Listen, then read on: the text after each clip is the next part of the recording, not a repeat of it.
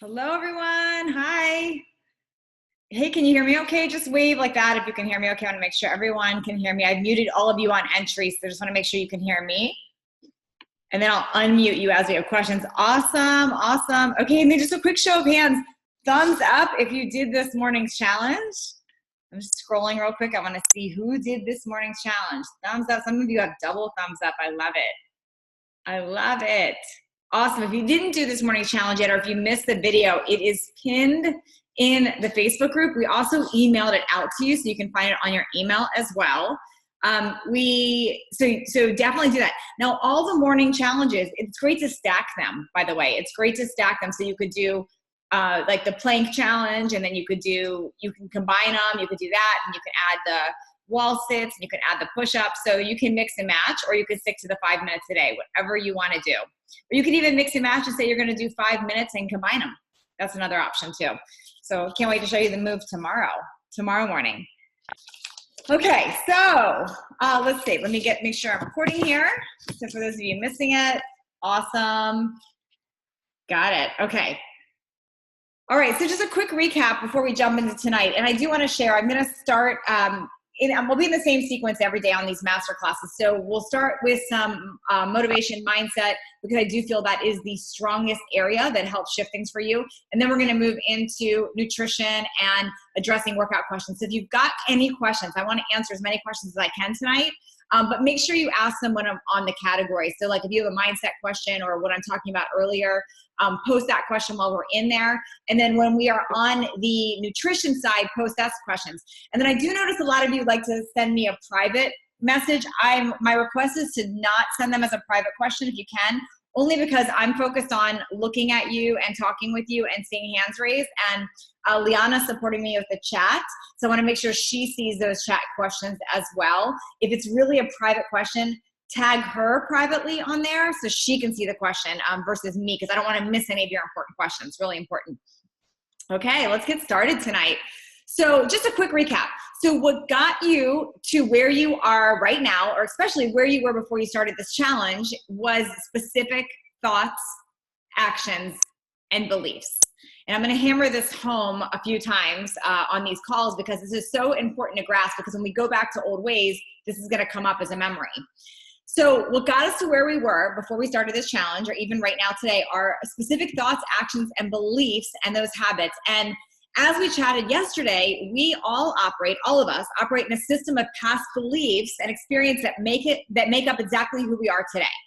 So we are literally a walking, talking, breathing result of those past experiences. All of us, every single human on the planet is that. So what that means is those experiences become stories that make up our lives. So to give you an example, this applies to every area of our life. To give you an example, when I was a kid, and this has nothing to do with fitness and nutrition, but when I was a kid, my dad used to do everything technical for me.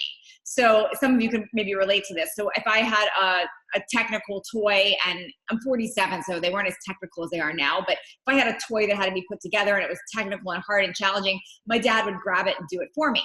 Or if I had anything challenging tech on my car, or when I was 16, he would do it for me. So as a kid, as a teenager, my dad would always jump in if it was challenging, technical, and hard. So I formed a belief and a story around that I can't do technical because somebody will rescue me and do it for me.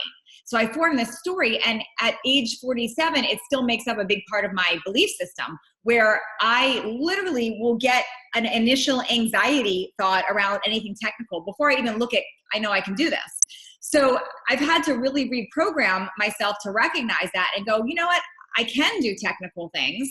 It's a mindset shift. It's a belief in myself. That's a story I made up in the past. And that opens up new worlds for me.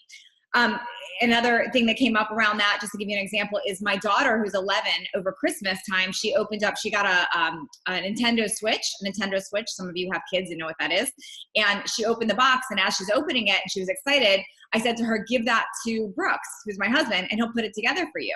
And she said, Mom, I can do it myself. I'm 11. I know how to do this. I can do it myself. And I thought, oh my gosh, that's an example of a past pattern, belief, thought, action that I was carrying with me at age 47, and I was putting that on her, all because of something that happened to me as a child. This happens to all of us, whether it's a belief we have around technology or around our own body or anything. I can think of countless examples. I think of examples of my family, all my family members. Literally everyone in my family that has passed away died of either a heart attack or cancer.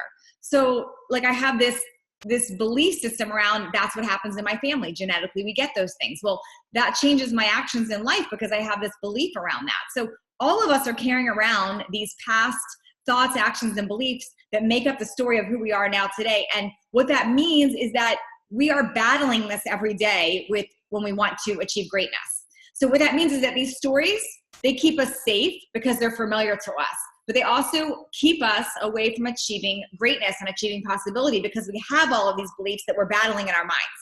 So that comes into those thoughts. So now, I know that you all are starting to see this because I've been speaking into this each day. And I know that especially on day 3 of this challenge, you're starting to get this. And I also know that many of you are here for more than just weight loss and exercises because that we could get from a lot of different places. So I know and I also know that you're here. We spoke into this the other night, not just to try something else, but rather to like truly step into your highest self this year, right? That's what you all want this year. And I'm hoping all of you are there, and that's why you're here in this challenge right now. And I just wanted to point out again that I know that you all see this and you're starting to get this on day 3 of the challenge, that we have to start shifting beliefs and doing new things and start committing to get different results. And what that means is that this 5-day challenge is just the beginning. It's just the beginning of a journey.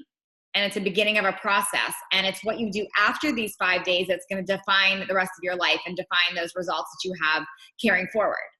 Okay.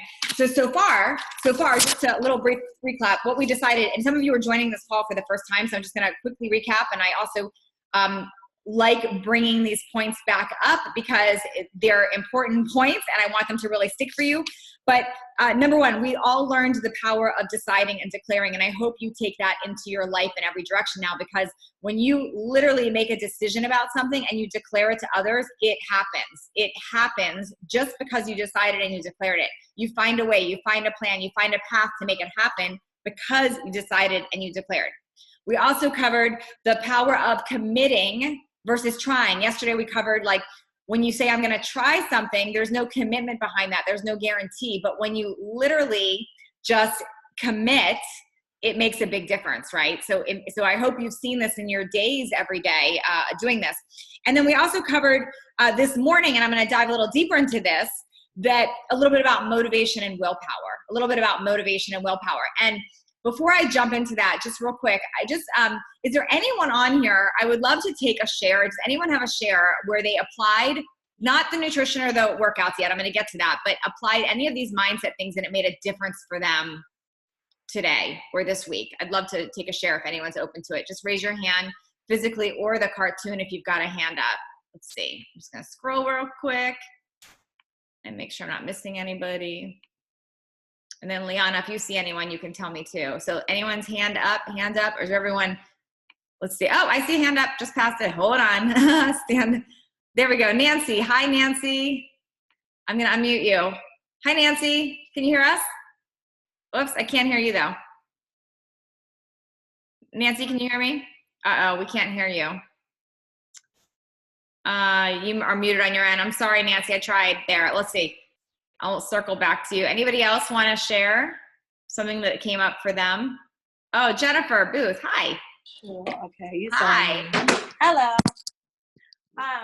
So for the mornings, the 6 a.m. classes, sorry, I'm on my campus. The 6 a.m. class, the 6 a.m. Facebook Live, the second day, I literally, I woke up at 6 a.m.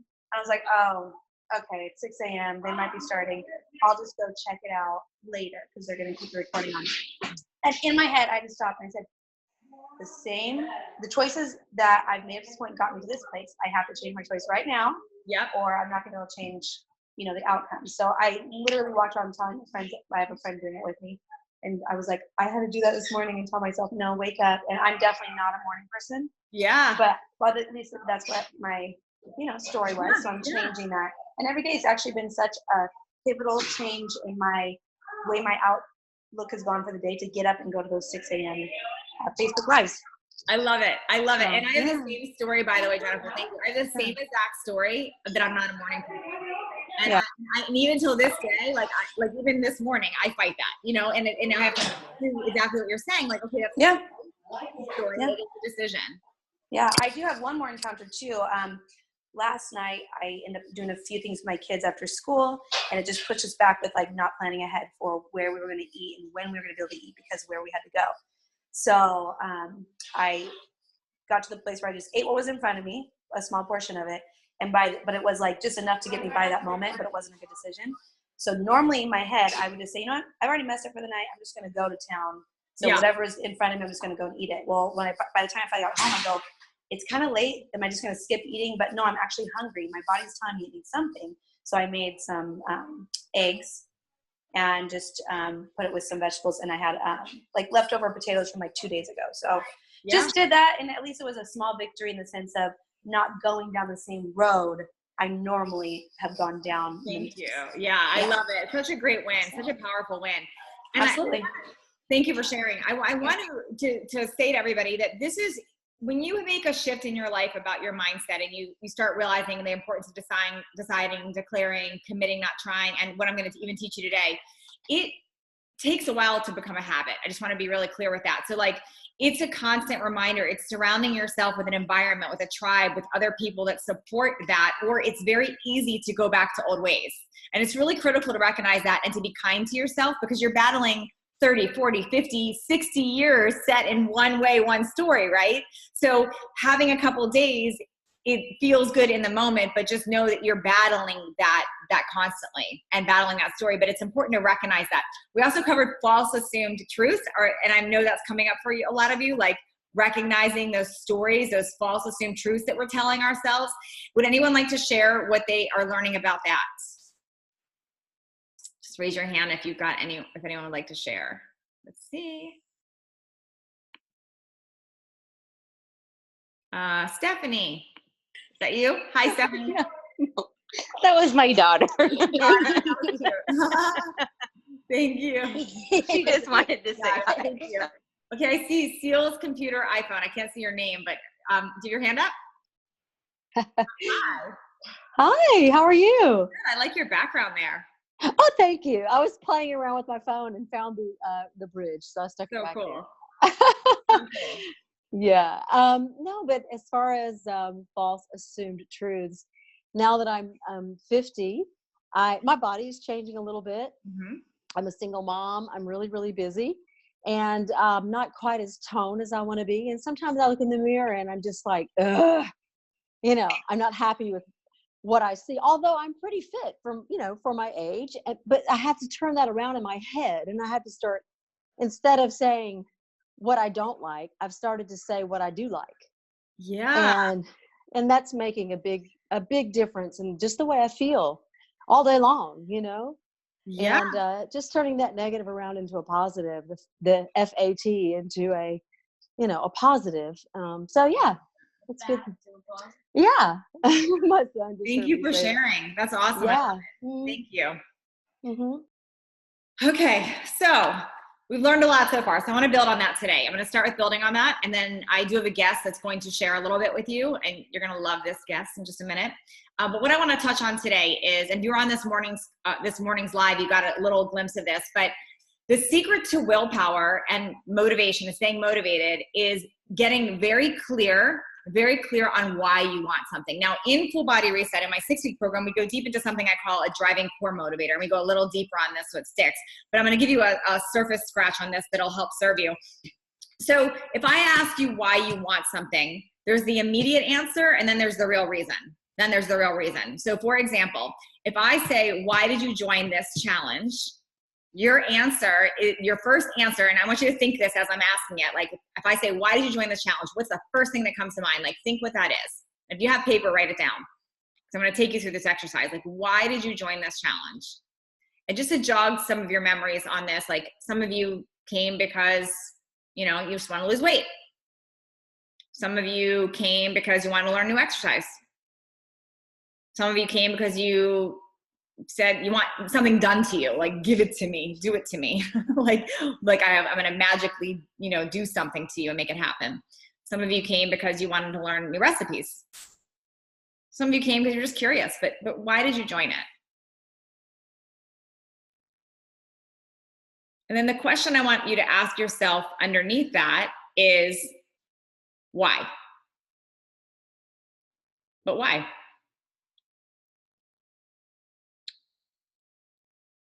And I want you to answer that. But why?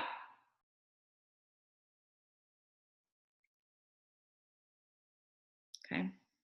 Then what I want you to do, you've got 2 levels there. I want you to number those 1 and 2. So the first question I asked you is number 1. Number 2 is the why. And then I want you to number 3 through 8 right underneath it.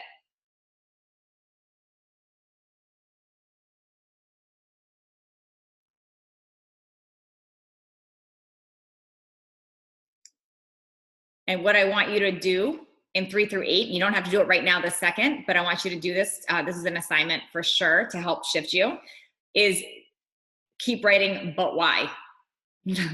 But why? That 10 levels deep, that's your why. That's your real reason. So I'm gonna take you through a little example of this exercise, and I do this with pretty much every goal I've ever had. So if somebody says to me, I wanna lose weight, I'm gonna say, okay, that's what you're coming to me for, but why? And you're gonna have an answer to that. An example would be, because I don't like the way that I look. Okay, that's 2, but why? Well, because I used to be thin. I don't like how I look now. Okay, it's 3, but why? Well, when I was thin before, I was healthy. I had more energy. I was more confident. Heck, I was a cheerleader in high school. I was you go on that. Okay, but why? Well, when I was that, I had more confidence. I had a bigger social life. Okay, but why? What does that mean? Well, I had more fun in my life. I was more focused.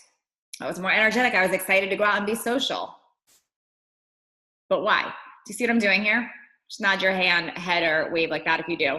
I'm going deeper because that real reason, when we get to the root of the why, that's when change and possibility happens. But if we stick to the surface level, what happens is somebody slips you the glass of wine, or you see the donuts, or you're tired, or you don't feel like it. We start letting feelings overtake our actual why and our actual goals. But when you know your real why, it becomes a driving core motivator. It becomes your real passion, your real reason, and it's what makes things stick. And something dramatic happens when people get to the root of their why, when they get to that deep level. So what I want to invite you to do, and you may not finish it on this call right now, but I want you to really think through this and look at it. What is your why? Now, I started this morning in the challenge and I asked it, and I'm asking it again tonight because I realize this is not an easy process, and it's something that we tend to have a surface level answer right away. But when you actually get to the root of the why, nothing will stop you. Nothing will stop you. Literally nothing will stop you. So what that means is you get freedom for really being clear on your why. So when you say, I don't know, that's not freedom. But getting really clear on your why, everything will work out. Everything will work out. And you always find a way. Many of you have heard, I know especially if you've listened to any personal development or business coaching at any time, you hear that people get very clear on what they want and why they want it, and then the how reveals itself. Because if you put the how first and you're not clear on what you want or why you want it, it's very difficult to make it happen. Like nothing will make you happy. So getting really clear on the why is critical. Okay. Anyone have any questions about this part, or anyone want me to take you through this process? Just raise your hand and I can help you figure this out. Let's see. I know people get quiet and shy on a recorded Zoom, so I understand that. But if you want the coaching or the help, I'd love to support you through this and help. And let me tell you, I'll share this. If we get to your why, like results happen like no joke. Like, because there's nothing that will stop you when you get to your why. So by volunteering, it might feel a little scary or intimidating, but we're going to make massive things happen. So does anyone want to share? Let's raise your hand. If not, I'll keep going. Let's see. Rose, do you have your hand up on purpose? Is that you? Yeah, that's me. Hi, Rose. How are you? I'm good, thank you. How are you? Good. So, yeah, I volunteer because I've been trying to figure out my why for years. Okay. So I have no problem doing that. So when I ask you the first question, what comes up when I say, what's your goal? What do you want? Initially, health. Okay, you want help. Okay, so I'm going to take you down this process, but why do you want the help? No, health. Health. Okay, My why health. do you want health? Because in the last few years, I've become a type 2 diabetic. Okay. And I also have high blood pressure. Okay, and so having type 2 diabetes and high blood pressure means what to you? It means that if I don't lose this weight, I could not be around a lot longer. Yeah. And if you're not around a lot longer, what does that mean? That means to me I won't get to see my granddaughter grow up. And if you don't get to see your granddaughter grow up, what does that mean for her? For her, we're very close, so I think it would be a huge impact. Yeah, and what would that mean in her life if it was a setback for her and she didn't have her grandmother? Wow. Okay. Okay, so just so you know, Rose, just to give you some comfort here, when I see emotion or feel it like that, we're on to something. We're getting close to it. Yeah, I just, for me, I want to be there for her. And she's my only granddaughter right now. I don't know how many more grandchildren I'll have, but it's been the biggest blessing in my life. Yeah.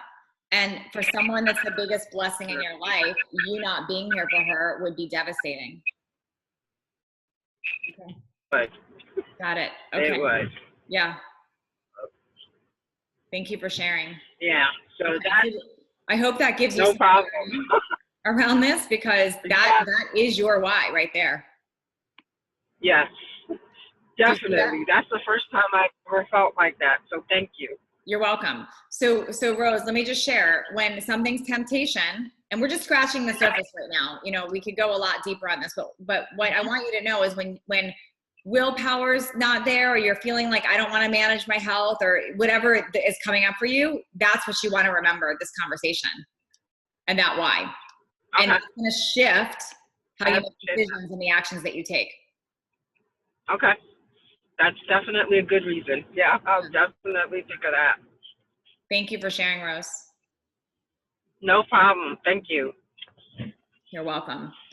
Okay, let me just hang on a second. I'm going to mute all and then make sure you can hear me. Okay. Can you hear me okay still?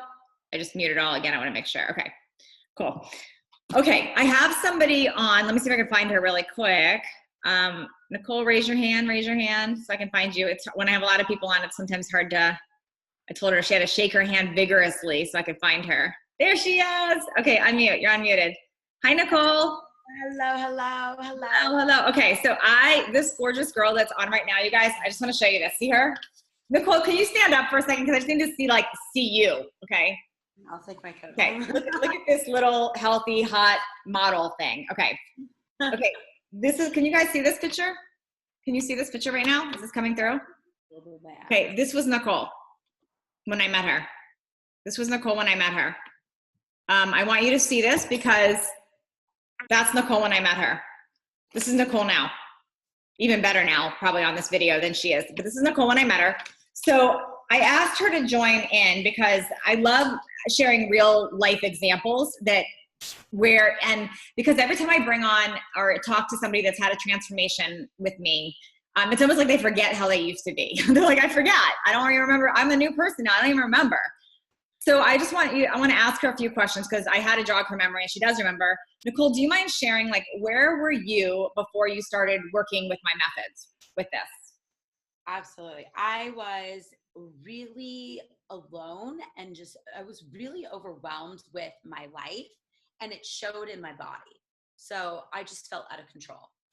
Yeah. A great word. before. Yeah. Can any of you relate to feeling out of control? Like, can you talk about like, how did you feel about like your confidence and like, Oh yeah, zero confidence. I mean, that was really one of the hardest parts is, getting ready was so hard for me. I couldn't figure out what to wear. And then when you couldn't figure out what to wear, you don't really feel like going out anymore.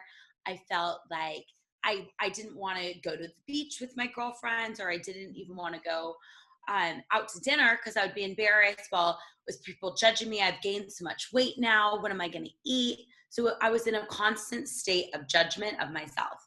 yeah. Thank you. Okay. So I talked earlier on this call about people have habits, beliefs, and fears, that we like are formed and we make up these stories. Do you remember what those habits and beliefs were that you had about yourself? Yes. So one habit I did have associated with eating is anytime I felt stressed or nervous, I would eat. And I did have to go back to that and be like, where did that come from?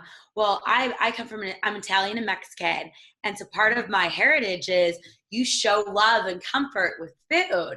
And so when I was thinking about this question, habit, really my biggest habit was, oh my God, work is stressful. I need something to eat. Give me something, I need put something in my mouth to calm me down. So that was definitely a habit. Yeah. I know a lot of women can relate to this, especially. Yeah. Yeah. And I think going back and just asking yourself one thing after working with you, realizing, okay, this is a habit. I would ask myself, am I thirsty?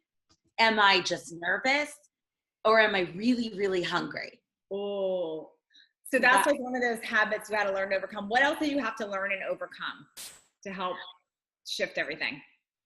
For sure, my belief system. So being able to look at the mirror and not see, I had saw this horrible, disgusting person that just kind of let herself go, and changing that and replacing it with grace. So if I would catch myself saying, oh my God, your thighs look disgusting in those pants, would I say that out loud to a friend? No. So why am I saying it to myself? So that was a big shift for me, is learning to really love myself and rewire my mind to look in the mirror and to say good things about my body that's working. Yeah. Yeah. No, that's so critical, because I told them on one of the Zooms the other night that like we have an average of 30,000 thoughts a day, right? Like and if you're telling yourself every day, I'm disgusting, I'm fat, if you're telling yourself that, that's what we keep living up to. Exactly. Yeah. It's like subconscious goes to work. Well, you said that you're disgusting fat, so we're doing that. Why not tell ourselves you're sexy and beautiful and skinny? So yeah.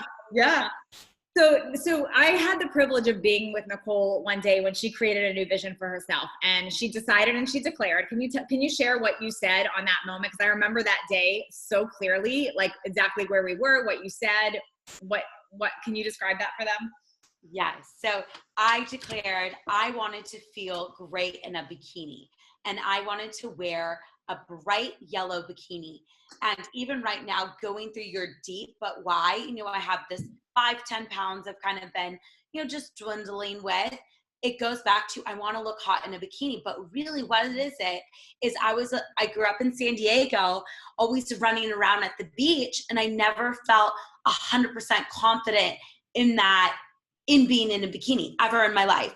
And that is really my why. I wanted to feel that feeling and be in a two-piece and not be self-conscious, because I never had that since I was a little girl. It makes you free and it makes you authentic. And I'll tell you, one thing I saw Nicole do is not only did she have this vision and make a declaration, she like made it loud, public, like as if it already happened. Like it's a year later and I am this. And she said all of that. Yes, I did. And going back to that moment too, and I found a girl in a yellow bikini, and then I also found a girl in a blue bikini and put them on my vision board. And that was a really key thing for me to remember. What is my why? Why do I want this? You've wanted this your whole life. Why not? Why not? Okay, so Nicole, one more question for you before I jump into the other stuff. Like, if you had just like 30 seconds to inspire someone on why they should invite this method into their lives, like why they should maybe even like consider a full body reset, which opens tomorrow. Why should they consider that? What would you say? my gosh, so many things. The first thing is you need a tribe of people to support you, and you need a leader. So for me, Natalie, the biggest thing, and I've told you this, it's being with someone. You traveled for work. You were at a place where you're busy. And so I needed someone I could look at and say, okay, this person has a crazy life like I do, and they could do it. If they could do it, I could do it. Yeah. The other massive thing that you do that no one else does is mindset. And so I've tried every single weight loss program that's out there. And what was holding me back was my mind. And that's what I love about you. That's your superpower. You get real. You have people focus on that. And that's really the key to move any goal, you know, and it was really relatable for me being able to say, okay, if I do mindset work with my sales team, for example, why wouldn't I work with someone who does this in the personal life? It works. This is really the key. And that's the difference. It's not just a plan, right? It's so much more. It's like what you just did with Rose. Diving into that why was just awesome. Thank you, So Nicole. I so appreciate you sharing. Thank you. Thank you. You guys too, I also want to share, Nicole was on my podcast last week. So if you want to hear more of her journey too, we're happy to share that link with you because she, that's another big, she goes really deep into that. So we're happy to share that with you. Thank you so much, Nicole. I appreciate it. Absolutely. Thank you. Okay, let's see. I have it pinned on you. Let me unpin you. Let me see. I don't know what I just did here. We get to look at your pretty, I don't know when I pin or look at speaker view if everybody sees that or if that's just the recording. I haven't figured that out yet. I'm not that savvy when it comes to Zoom yet. Okay, there we go. All right, thank you. Thank you, Nicole. Okay, so any questions, you guys, about the mindset piece? Because I want to jump over to some of the other topics right now, but if you have any questions about that, please let me know there. But I wanted to invite her on also to show this process, like that's the process that she took. I witnessed it firsthand. And just to show you again, this was her when I met her and this is her now. I mean, this is incredible. So I also want to share the stories that someone like this would make up is that it's their genetics, their big bone, it's their hormones. Like we have all these stories. By the way, Nicole's 5 feet tall. So she really felt it. This girl here, somebody would say, well, it's genetic. She's a model. She looks perfect. So it's just funny, these stories that we make up. And like literally the only thing that was in her way, yes, it was different nutrition. Yes, it was different workouts, but the big piece was that decision and that mindset piece. So thank you, Nicole. Okay. The next thing that I want to get into to right here is I want to talk about this because this is really, really important. When it comes to diet and nutrition, so far what we've counted on, this is a great place, by the way, if you have any nutrition questions about the plan, please post them in here as well, or you're going to raise your hand in a minute. I'm going to answer those. When it comes to nutrition, there's 3 specific things I want to talk about right now. One is this idea of addition versus taking away. So when we look at diets as a whole, when you look at a diet, typically they're very restrictive. It's what you can't have. Like I can't have all these things. And that is part of any meal plan, yes. But when we focus on all the things we can't have, our brains automatically go to, I need that. I have to have that. I need that. I crave that. Who knows what I'm talking about here? I mean, that is definitely, when I'm told like you never can have something, that's a problem for me. So what I want to shift and what I shift through my programs and what I'm teaching you this week even is about looking at addition instead of takeaway. So it's looking at, if I add in so much of the good to my life, there's no room for the bad. Now this works with diet. It also works with mindset. It also works with your movement and your bodies. The more of the good you add in, the less room for the bad. It works with people, like people in your life. The more of the great friends you add in, the less room for the drama, right? So the same thing with nutrition. I think the diet market is backwards when they're telling you it's restrictive. You can't have all these things. What I want you to focus on is what are all the things you can have, which makes less room for the bad. So during this challenge, I've been teaching you small bits of this, like what happens when we add more water? What happens when we add more vegetables? What happens when we focus on unprocessing your diet? What you might notice is maybe you still wanted the cookie or whatever else, but you probably ate less of it. Because you having so much more of the good, it makes less room for the bad. So any diet that's super crazy restrictive, I'm not a fan of, because we have to make this a lifestyle. And when you focus on what you get to add in, it makes less room for the bad. So no, I don't recommend donuts or pizza or potato chips. That's not what I recommend. However, there is still a category for those things. So if it's like I must have it, you just count it as a category. Huge fan of that. Okay, I'm gonna take a few questions on that, and then I'm gonna keep going into the nutrition right here. Let's see.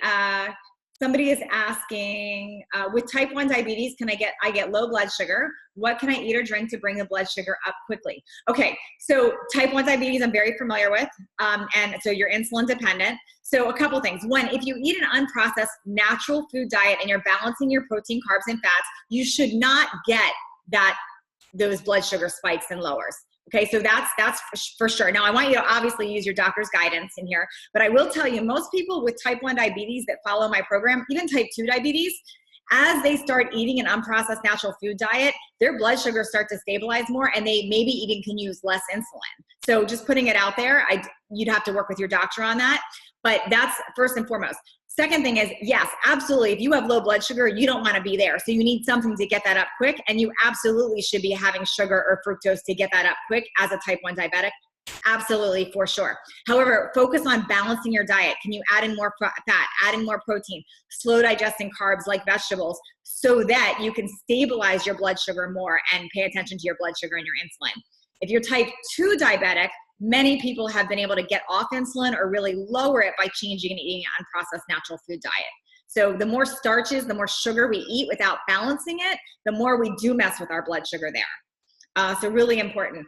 Let's see, mayo, somebody's asking about mayo. Okay, Liana answered it. Yes, it can count as a fat. Mayo is an example of, I don't love mayonnaise. I don't love regular butter, but it can count as a fat. So again, if you really want those things, you just count it as your fat with that. Let's see, somebody said, can I speak to what I do when I'm on a special anniversary weekend or birthday away from home as a getaway? Absolutely. So I'm human.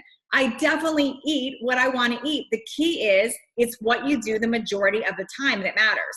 So I would say 95% of the time, I'm eating natural, real, unprocessed foods, and I'm balancing them out, and I'm watching portions. Every now and then, I attack a Reese's peanut butter cup. Every now and then, I attack something that is not on my plan.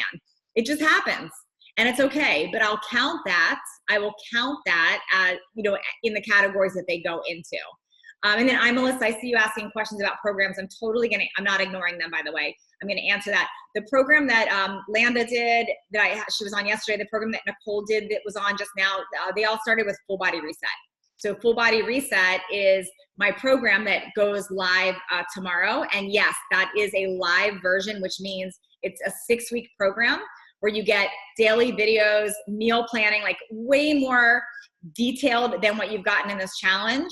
And I do the live Zoom calls with you every week. So yes, that's what they all started with. That's what they were talking about there. So, okay, let's see, a few more nutrition questions, and then I want to keep going on this. Let's see, make sure I'm not missing anything here. Collagen, somebody's saying, what type of collagen do you suggest? Great question, Linda. So, okay, so a couple things. I eat real bone broth. That's something I do. I make soup out of it. I use it. I also use powdered bone broth and powdered collagen. I happen to use Dr. Axe's. It's by Ancient Nutrition. You can get it on Amazon. That's the one I use. There's a lot of brands. That just happens to be the one that I have. He's my friend, so he sent me a lot of it. So I have it here, and I like it. So that's what I know about that. Let's see. I am not familiar with that supplement, Karen. Let's see. Is it okay to add chia seeds? Absolutely, it's okay to add chia seeds. A lot of chia seeds would become a fat, but yes, you can totally add chia seeds. How many Zooms per week? For the Full Body Reset, I do 1 a week, and they're recorded, just 1 a week. But we go deep. It's like a masterclass. It's a smaller group, and we go really deep on those. So that's what that is. On the protein list for shrimp, it lists a ½ a cup. Is it a ½ a cup for the serving, or 4 to 6 ounces a serving? Karen, I love that you're asking that question. It doesn't have to be that specific. It's whatever. It's actually okay. So as long as you're focusing on protein, an average serving is about 4 to 6 ounces, but you don't have to get that nitpicky. If it's not going to create an issue having like a couple extra shrimp. So you do what suits you and makes you feel full. On Full Body Reset, do I give allergy substitutes? Absolutely, 100%. By the way, you guys, I don't know if you know this about me. 1, I'm a celiac, so I don't have gluten at all in my diet. 2, I don't do dairy personally anymore. I mean, most of the time. Every now and then I have pizza or something else, but I don't, I'm not a big dairy person. And then my daughter actually is allergic to all nuts. So when it comes to allergies, that's my jam. So I definitely help with all of that for sure. Okay, keep writing questions if you have them. I'm going to keep going on here. I mentioned why I'm not a fan of most diets, but I look at addition versus takeaway. I also want to share about calorie counting really quick, because a lot of times someone will say, you know, why don't you count calories? Or I like to. I don't count calories for this reason. If I give you an apple and I say how many calories are in the apple, how do we know? Because how big is the apple? How ripe is it? Are you eating the whole thing, seed and all? Like, I don't, there's a variable there. I mean, I don't know exact. And the other thing that happens is we grossly underestimate how many we're eating, and we overestimate how many we're burning all of the time. So to me, it just makes us crazy for no reason. We don't need to do it. When you eat an unprocessed natural food diet and you move your body the way that I teach you, we kill fat. We kill fat, you're not hungry, you don't have cravings, and you start to self-regulate the way that your body's meant to be. You start to self-regulate, which means, what that means is you don't have to worry about calorie counting. What that means is 2 extra shrimp doesn't make a difference. What it means is you're not gonna overeat anything because your body starts craving and knows what it needs. So I do look at portions, I do look at categories, I don't count calories. Now that being said, on all my meal plans, I'm very aware of how many calories there are, because I can't help it. Like I know what's there, so I know what I'm giving you is in a safe range. I do know that, but I also teach, and you've heard me say this, to always listen to your body. If you're hungry, you eat. If you're full, you stop. But the key is, are we truly hungry, or are we having cravings because we're off balance? So that's what I like to get you to, is to a place where you know the difference. Because if you're eating natural, unprocessed, real foods, you won't just want them out of cravings or boredom or any of that. So that's where we want to get to. So let's see. What is the best thing to eat when you're legitimately hungry before bed? Absolutely. Yeah, if you're legitimately hungry, I want you eating. I don't want you not eating. What I would suggest, ideally, is you go to protein and fat first. Go to protein and fat first, like maybe some nuts. There's been many nights where I've come down and had like a scoop of almond butter, a handful of nuts or seeds, maybe a little bit more protein. But what I don't want you doing at night before bed is grabbing a bowl of Cheerios, for instance, or having ice cream, or having the high starchy or high sugar carbs, because all we're doing is creating an insulin response, and we will not burn fat when we're secreting insulin, and we will wake up even more hungry. So that is a definite not. So if anything, you'll add protein and fat if you're hungry there. Let's see. Okay. Why did they say you need to eat 6 or 7 times? Who's they? I'm Melissa. Okay. There is no research supporting that. Although at one time that was like the thing. Like you have to eat every 2 or 3 hours, or your muscle's going to eat itself. That was like the thing that people were talking about. I'm guilty too. That's what I learned initially. That's a program I created. Not a fan of it anymore. Not a fan of it at all. I believe in giving your body a break from secreting insulin so you can burn fat. You will overall eat less. You'll have less cravings. You'll feel better. So I don't have rules around the timing, and I'm definitely not a fan of stuffing food in just because it's time. The only time I would tell someone to eat every 2 or 3 hours, this is the only way I would tell them, and the only time, is if they are a bodybuilder or a fitness competitor and they're trying to add a lot of lean muscle. And the reason I would tell them that, and that's where this actually came from initially, is you cannot process a lot of protein at one time. So if you're eating, let's say you want to get like, I don't know, 150, 200 grams of protein in a day, which that's not what I do. But let's say you wanted to do that. Your body cannot process it if you eat it all at one time or in 3 meals. So you eat it every few hours so you can fuel that, so you can grow the muscle and grow lean muscle. That would be the only reason I would say to do that. Most of you are not trying to do that, so that's not what I'm going to put you on. But if you look at like any bodybuilder or like fitness competitor plan, you'll see they eat like every 2 hours chicken broccoli, and that's what they're doing. They're trying to have a very low glycemic carb like broccoli and add in that protein so they can get enough of it. That's what they're doing there. So I hope that answers your question there. Let's see, a few more questions here. Is it two to have vegetable, beef, or chicken broth as soup? No, I think that's fine. Now for me, for my soup, I add, I use bone broth in my soup, but that's fine. Do I take a multivitamin? I do, but I'm always a fan, and that supplements is a whole other topic, but I'm a fan of real natural food first. Supplements as an addition and a security blanket, it's not necessary unless you want to. What's your take on juicing for breakfast?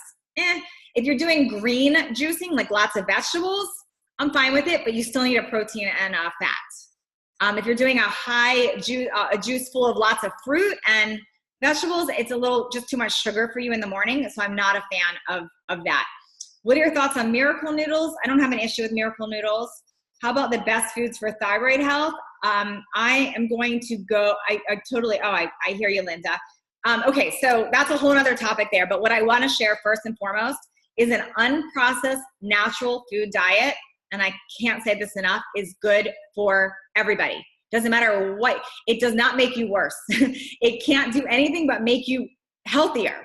So when you eat unnatural, healthy, real, unprocessed foods, it makes you better, and that's good for everybody. Now with thyroid health, that would be the first rule I would pull up there. If it's Hashimoto's, if it's autoimmune, then I'm gonna say absolutely take out gluten and dairy for sure. And then as far as like, I could go into like, you shouldn't have nightshade vegetables, like eggplant. However, the research on that, I don't know. I don't know. You'd have to have a massive amount of those nightshade vegetables to create an issue. So, but I'll stick with an unprocessed natural food diet. If it's Hashimoto's, take out the gluten and the dairy for sure. In fact, anybody that's dealing with inflammation or autoimmune, take out the gluten and dairy for sure. It's going to make a big difference. Joint pain, any of that. Okay. I'm talking fast. I got a lot of information. I'm trying to get it in with the hour. Sorry, I'll try to slow it down a little bit. I get excited. One more thing I really wanted to show you. And I really want to show you this. I showed this morning, but I want to, for those of you that weren't on, do you guys see these? Aha, I love these models here. So what this is, these both weigh 5 pounds if I put them on the scale. This is muscle, this is fat. Can you believe this, you guys? This is 5 pounds of fat. Like this is huge. It's 5 pounds of fat. Okay, here's the difference. Muscle does not weigh more than fat. They both weigh 5 pounds, both of them. If I put them on the scale, they both weigh 5 pounds. The difference you can see visually, one of them takes up a lot more space than the other. So the dang scale, it lies. The dang scale lies. You could take 2 women, one weighs 170 pounds and looks fit. The other one weighs 170 pounds and doesn't look fit. This is why. Muscle versus fat. So what I teach when I teach killing fat and eating for fat loss is how do we maintain muscle? How do we lose fat? Because this we don't want. A lot of this is what messes up our confidence, is what messes up our self-image, is what messes up our everything, our energy. But I wanted to show you this. It's important because I'm always going to say, what are you losing? When you follow the way that I teach to eat, somebody asked earlier, how much weight can you lose? It depends, but I'll tell you this. If you're coming from a place of eating really unhealthy and not working out at all, you usually will have a pretty dramatic weight loss with me the first week, usually like 5 to 7 pounds. And the reason is you're not just losing fat, you're gonna lose excess water and bloat also. And that's normal, especially if you're eating a heavy processed food diet before you start with me. After that first week, what's normal and what's healthy is 2 pounds of fat per week. So I'm just gonna talk to you like from a science perspective of what happens here. To burn 1 pound of fat, you need to burn 3,500 calories, which means you would have to create a deficit of 500 calories a day to lose 1 pound of fat in a week. So that's the science behind it. So you lose that by doing what? A number of things. You could go do cardio and work out and burn 500 calories a day. Okay, that's option 1. You could create a deficit in your diet that would change that.